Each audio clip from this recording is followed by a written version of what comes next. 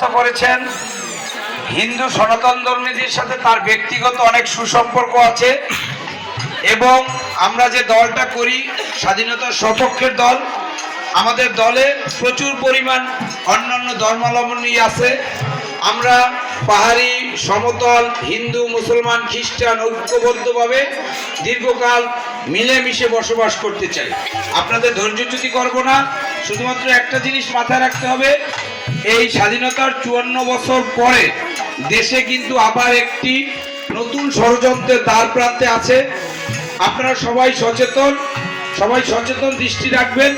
ঐক্যবদ্ধভাবে আমরা এটা যেন প্রতিহত করতে পারি। আপনাদের সাথে শুভেচ্ছা বিনিময় করবে নাজিরপুর পূজা উদযাপন পরিষদের সভাপতি, হিন্দু বৌদ্ধ খ্রিস্টান কল্যাণ ফ্রন্টের সভাপতি, আমাদের এই অধ্যক্ষ আলমগীর হোসেন, ধানের শীষের প্রার্থীর যে প্রতিনিধি পাঠাইছেন সেই প্রতিনিধি বাবু অনুপ কুমার শিকদার আপনাদের সাথে একটু শুভেচ্ছা বিনিময় করবেন। যদি 2 মিনিট সময় দেন, কেউ ধৈর্যচ্যুতি হবেন না দয়া করে। আসলে নামের ভিতরে বক্তব্য দেওয়া ঠিক না। আমি তো বুঝি, আমি তো আপনাদের সম্প্রদায়ের একজন সন্তান। তো আজকে এই ভীমকাঠি নাম অনুষ্ঠানে উপস্থিত ভক্তবৃন্দ সবাইকে নমস্কার। তো আগামী জাতীয় সংসদ নির্বাচন 12ই ফেব্রুয়ারি।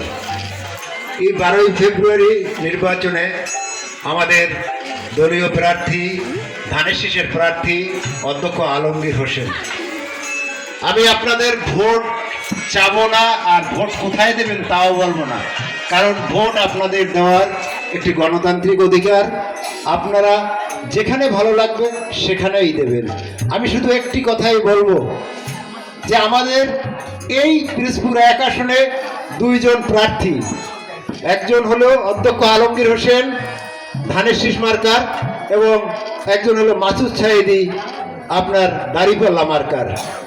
বিগত 5 তারিখের পরে আমাদের যে শারদীয় দুর্গা উৎসব হয়েছে, আপনারা কি কখনো এই মাসুদ সাইদিকে কোনো মন্দিরে দেখেছেন?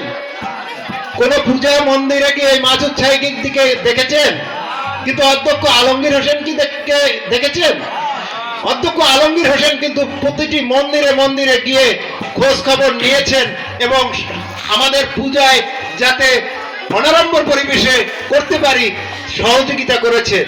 কিন্তু ওনাদের ধর্মে, ওনাদের যে ইসলাম বলেন যে জামাত ইসলাম, তাতে নাকি হিন্দু ধর্মের তারা পূজা অর্চনা করে বা মন্দিরে সাহায্য, সহানুভূতি বা সহযোগিতা করার বিধান নেই, তা নাকি জায়েজ নেই। তাহলে তাকে কি ভোট দেওয়া যায়? আপনারা বলেন, আপনারা তো হিন্দু সমাজের সচেতন নাগরিক, যারা ভোটের জন্য আমাদের মাঝে আসে কিন্তু আমাদের মন্দিরে সহযোগিতা করতে পারে না, আমাদের মন্দিরে যেতে পারে না, তাকে কি ভোট দেওয়া যায়? তারা ভোটের জন্য আমাদের মাঝে আসবে আর আমরা ভোট দিয়ে দেব, আসলেই এটা কি হয়? তো আমি আমার বক্তব্য দীর্ঘায়ু করব না।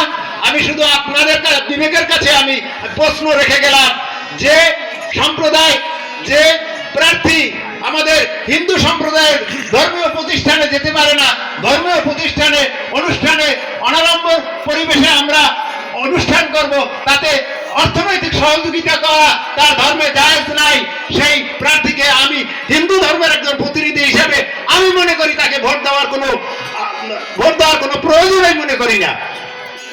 আর আমাদের যে প্রার্থী রয়েছেন অধ্যক্ষ আলমগীর হোসেন, তিনি একজন শিক্ষক মানুষ। আমি আপনাদের কাছে স্বনির্ভর আবেদন রাখবো যে আগামী 12ই ফেব্রুয়ারি সবাই ভোট কেন্দ্রে যাবেন এবং অধ্যক্ষ আলমগীর হোসেনকে একটি ভোট দেবেন। তিনি স্বাধীনতার সপক্ষের শক্তি। আমরা সনাতনী সম্প্রদায় সবসময় স্বাধীনতার সপক্ষে ছিলাম।